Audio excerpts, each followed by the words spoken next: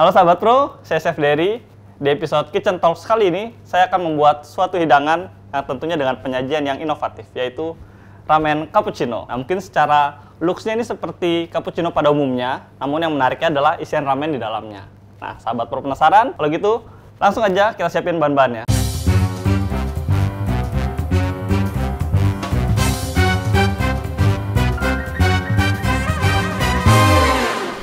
Oke sahabat pro, jadi pertama kita akan buat tori paitannya. Jadi sesuai namanya tori paitan, artinya kaldu putih yang berasal dari ayam ya untuk proteinnya. Di sini kita sudah punya tulang ayam, lalu ada sayap ayam dan juga ada kulit ayam. Nah kulit ayamnya ini udah bersama dengan lemaknya, nanti akan kita masak. Nah pertama kita akan blanch terlebih dahulu untuk tulang dan juga sayapnya. Nah, ini kita masukkan ke dalam air. Jadi untuk membersihkan kotoran yang ada di dalam tulang dan juga sayapnya ini. Kita akan masak sampai mendidih. Nah, nanti dia kalau udah mendidih dia akan ada foamingnya di atasnya. Nah itu yang perlu kita bersihkan. Jadi biar nanti hasil paitan supnya atau tori paitannya ini nanti lebih clear ya. Oke, jadi ini kita tunggu sampai mendidih, nanti dia akan ada foamingnya di permukaannya, nah itu yang kita akan skimming, biar nanti hasil dari tori paitannya ini lebih clear lagi. Kenapa ini kita namakan ramen cappuccino? Jadi di Indonesia itu kan orang-orangnya lebih suka sesuatu yang menarik ya, jadi orang mungkin penasaran dengan rasanya, karena secara looks-nya ini harusnya minuman, tapi kita buat jadi sebuah hidangan yaitu makanan. Nah, nanti juga ini bisa menjadi sesuatu yang menarik bagi user atau customer yang berkunjung ke usaha atau bisnis dari sahabat pro. Nah ini udah mendidih, ini bisa kita skim. Jadi nanti kalau ada olahannya sahabat pro, kita membuat sup atau membuat olahan yang berbahan dasar ayam dengan proses masaknya yaitu direbus. Nah, ini baiknya kita skimming terlebih dahulu biar nanti nggak amis dan juga kuahnya jadi lebih clear ya. Lalu kita akan bersihkan dengan air mengalir, habis itu kita akan masak kembali. Oke, ini udah bersih, kita akan rebus kembali. Ini kurang lebih sekitar 1 jaman kita akan rebus. Kita akan bikin untuk toppingannya yaitu chashu chicken. Jadi langsung aja kita siapin. Oke sahabat pro, jadi di sini kita akan membuat chicken chashu-nya. Jadi nanti kita akan sous vide, tapi kita akan potong bahan-bahannya terlebih dahulu. Sini udah ada daun bawang, kita potong manjang saja. Lalu ada jahe, kita slice saja seperti ini cukup. Dan untuk bawang putih ini kita geprek saja. Lalu di sini kita akan roll ayamnya. Di sini udah ada boneless chicken, kita pakai bagian paha. Ini akan kita roll seperti ini. Oke. Nah dan ini akan kita ikat ya, biar nanti bentuknya tuh dia tetap bulat. Hasil akhirnya kita akan slice ya untuk topping. Ini kita akan ikat terlebih dahulu. Nah, yang penting dia terbentuk ya nanti jadi satu roll. Pastikan ikatannya itu kencang. Jadi itu akan seperti ini. Lalu kita akan masukkan ke plastik clip. Kita akan campurkan soy sauce atau soyu, saus manis, jahe yang tadi sudah di slice, daun bawang, lalu ada bawang putih yang sudah tadi kita geprek. Sini juga ada gula, kita campurkan, air, dan yang terpenting adalah kaldu plus yang akan membuat rasa dan aromanya jadi lebih kuat lagi nanti karena terbuat dari ekstrak daging ayam yang berkualitas. Dan pastinya ini menjadi sesuatu bumbu yang tentunya penting dalam pembuatan chicken chashu ini. Berikutnya ayam masuk, tutup, rapatkan. Untuk plastiknya juga harus pakai yang food grade dan juga tahan panas ya. Oke, nah ini akan kita sous vide. Nah, sous vide ini sendiri adalah alat untuk menjaga suhu dari air. Sous vide ini dia bisa konsisten, jadi suhunya itu bisa stabil sesuai dengan keinginan kita. Nah, kali ini kita akan menggunakan suhu 60 derajat, jadi kita akan sous vide selama kurang lebih 2 jam. Jadi kita ingin hasil atau olahan chashu-nya ini dalamnya tetap juicy. Jadi nanti untuk finishingnya kita akan pan sear buat ngedapetin color dan juga crunchy dari permukaan luarnya. Jadi kita akan tunggu sampai 2 jam. Ayamnya dia sudah sedikit mengeluarkan minyak di permukaannya. Jadi kita bisa tambahkan kulit dan juga lemak ayamnya. Nah ini kita akan masak. Tapi apinya akan kita kecilkan, kita simmer. Kita akan masak selama kurang lebih 1-2 jam sampai dia kulitnya ini sudah lunak. Jadi nanti kita akan blender. Oke, ini kita sambil nunggu ini, nextnya kita akan bikin sausnya. Oke, selanjutnya ini kita akan bikin sausnya. Bahan-bahannya udah ready dan udah panas. Kita masukkan minyak sedikit. Nah, ini kita akan tumis Jadi di sini udah ada ginger and garlic paste, bawang putih dan juga jahe yang sudah dihaluskan, cabai merah besar yang udah dibuang bijinya buat bikin warnanya jadi lebih cerah lagi warna merahnya. Ini kita akan tumis. Jadi biar dia nggak langu ya. Kita akan tumis sebentar.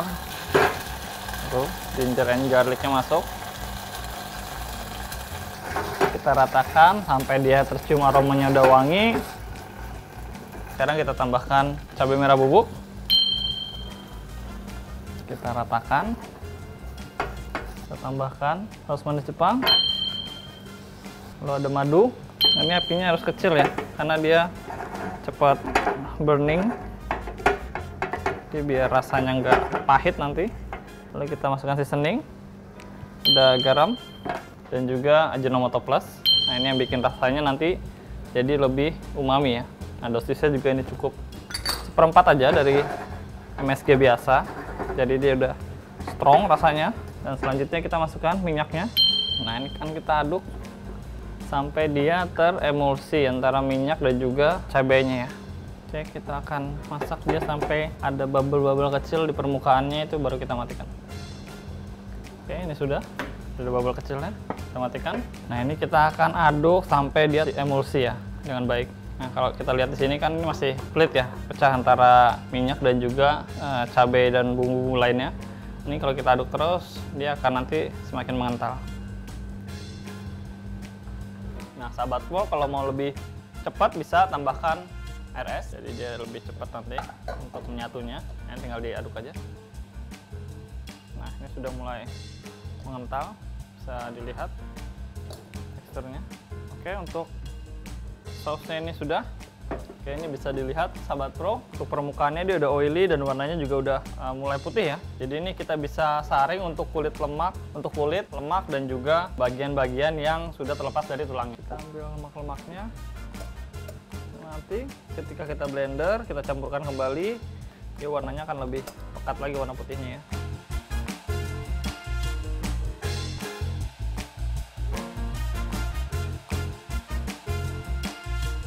Kita akan ambil sedikit kaldunya untuk mempermudah proses penghalusannya. Jadi ini kita akan blender, kita haluskan menggunakan hand blender. Oke, ini hasilnya seperti ini. Jadi tadi kita proses rebusnya lama, jadi untuk mempermudah pada saat penghalusan dari si lemaknya ini, lemak dan juga kulit ya. Lemaknya ini kan agak susah ketika kita harus haluskan, jadi kita harus proses masaknya lebih lama. Selanjutnya kita akan masukkan kembali ke dalam kaldunya, kita akan masukkan. Nah, ini bisa dilihat ya, warnanya tuh udah lebih pekat lagi, udah kental. Ini akan kita masak kembali dan kita akan tambahkan jahe dan juga bawang putih. Jahe, bawang putih. Ini kita masak kurang lebih 30-1 jam. Nextnya kita akan cek terlebih dahulu ayam chashu-nya. Oke, ini akan kita angkat. Nah, warnanya sudah berubah. Kita sisihkan. Dan nextnya kita akan pan sear dengan menggunakan pan. Pan udah panas, kita tambahkan minyak sedikit. Nah, jadi pada saat proses sous vide tadi ini sebenarnya secara ayamnya ini sudah matang. Cuman kita pingin mencari colornya ya. Jadi warnanya nanti kita pingin caramelize di luarnya. Kita masukkan. Kita akan masak singkat aja sampai dia caramelize. Nah, nanti jadi hasilnya luarnya dia crispy karena hasil dari pan sear-an ini, dan dalamnya tuh tetap juicy ya karena tadi proses sous vide yang dengan suhu rendah itu. Pan sear di masing-masing sisinya. Oke. Ini udah cukup. Berikutnya kita akan slice ya. Jadi untuk toppingnya nanti. Nah, make sure pisaunya tajam jadi biar dia nggak hancur. Kita lepaskan dulu talinya. Jadi ini selain dia membuat bentuknya tetap stabil atau tidak berubah, dia juga biar tidak lepas ya ketika di pan sear. Kita akan slice sesuai selera aja. Chicken chashu-nya ready. Oke, ini sepertinya sudah cukup. Kita akan saring. Jadi saringannya yang lubangnya besar-besar terlebih dahulu biar mempercepat ya pada saat proses penyaringannya. Kita sambil press, kita akan menggunakan saringan yang lebih halus. Saring kembali. Oke, ini kita akan saring biar dia halus, karena masih ada sisa-sisa dari dagingnya ya, yang sudah terblender halus tapi tidak tersaring. Nah, sebenarnya sahabat pro juga bisa, kalau mau disaring lebih halus lagi, dia bisa pakai saringan yang kain ya. Jadi disaring lagi pakai saringan yang kain biar teksturnya lebih smooth lagi. Next, kita akan hangatkan kembali, dan juga jangan lupa kita untuk seasoning ya. Oke, nah bisa dilihat ya, warnanya udah putih, udah smooth teksturnya. Sekarang untuk seasoningnya, kita di sini ada garam,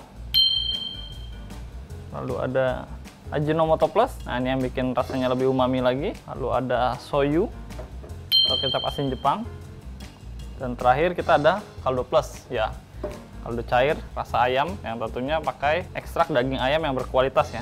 Jadi bikin rasa dan aroma dari kaldunya ini tuh lebih kuat lagi dia. Oke, kita akan masak sampai dia sedikit hangat. Oke, ini bisa kita diamkan terlebih dahulu. Nextnya kita akan buat whipped creamnya ya. Jadi di sini kita sudah ada krim, lalu ada santan gam. Nah, santan gam ini untuk penstabilnya, jadi dia tetap firm nanti. Lalu ada garam, nah ini yang bikin dia nanti lebih savory untuk rasanya. Lalu ada air lemon, biar lebih fresh. Kita aduk dulu, biar dia nanti tidak menggumpal. Nextnya kita akan masukkan krimnya. Jadi ini kita pakai cooking cream, biar rasanya tuh lebih umami. Kita ratakan. Next, kita akan masukkan ke dalam sipon, atau biasa dibilangnya espuma, ataupun juga whipped cream dispenser. Nah, fungsinya ini adalah untuk menstabilkan ya tekstur dari liquid ini. Oke, ini kita akan masukkan. Jadi untuk takaran yang saya pakai ini, espumanya itu 500 ml ya. Kita akan sesuaikan. Kita akan tutup. Nah, di sini ada cream of charger. Jadi ini di dalamnya adalah nitrogen. Nah, nanti kita akan infuse ke dalam sini. Nah, dia nanti akan membuat di dalamnya itu jadi lebih dingin. Jadi itu yang bikin dia lebih cepat ngeset ya. Nah, sahabat pro, bisa dilihat secara teksturnya ini lebih stabil, dan juga untuk cream foam ini sudah ready. Next, kita akan lanjut untuk plating. Oke, pertama kita akan masukkan mie-nya.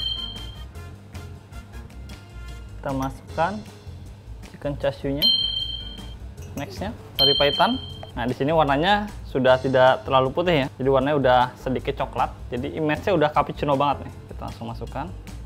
Nah, jadi ini nggak usah terlalu penuh, karena nanti di atasnya kan akan kita kasih cream foam-nya. Nah, karena Indonesia tuh suka dengan sesuatu yang pedas, jadi kita tambahkan sedikit cheese sauce. Oke, di atasnya saja. Nextnya, foam-nya sudah ready tadi. Beri sedikit paprika di atasnya. Kita torch sedikit biar ada aroma smoky-nya. Kita kasih lemon zest, jadi dia ada rasa freshnya nanti ketika kita makan. Oke sahabat pro, ramen cappuccino sudah ready. Next, kita akan icip-icip.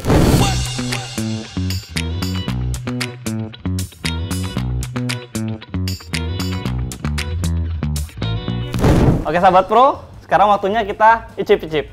Nah, di sini saya ada dua cara untuk menikmati ramen cappuccino ini. Yang pertama, kita bisa langsung seruput dari cupnya seperti menikmati cappuccino. Nah, kalau di sini kita bisa menikmati sensasi rasa atau tekstur yang smooth dari krimnya, ada umaminya karena tadi kita ada sedikit seasoning. Nah, untuk cara yang kedua, kita bisa menggunakan chopstick seperti mencoba atau menikmati ramen pada umumnya. Ini kita bisa ambil di dalamnya. Oh, saya langsung dapat chicken chashu-nya. Dan jangan lupa untuk mencoba noodle-nya.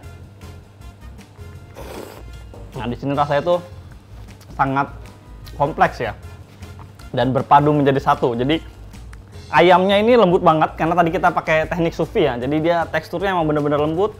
Cuman di luarnya tuh masih ada sedikit crispiness-nya ya, karena tadi kita ada proses pan-seared. Dan ternyata dengan kaldu tori paitan yang creamy dan juga tebal ini untuk bodinya, dia cocok dengan si cream foam-nya ini. Jadi creamy-nya dapat, dan juga rasa kaldu ayamnya ini sangat kuat ya. Jadi dan cocok banget untuk dijadikan sebagai ide bisnis kuliner sahabat pro. Nah, kaldunya ini tadi karena kita ada selain proses masak yang cukup lama, tadi kita juga ada tambahan kaldu plus sebagai boosternya ya untuk meningkatkan rasa kaldu ayamnya. Jadi ini kalau kita lihat looks-nya seperti cappuccino, nah kalau pas dimakan rasanya kira-kira gimana? Ternyata cocok. Nah, menu ini unik karena memiliki daya tarik dalam penyajiannya, sehingga bisa menjadi inspirasi untuk ide bisnis kuliner Sahabat Pro. Tertarik untuk mengeksplorasi menu kreatif lainnya? Temukan inspirasi resep dan tips and trik di YouTube channel Ajinomoto Profesional. Sampai ketemu di episode Kitchen Talks berikutnya. Bye! Eat well, live well.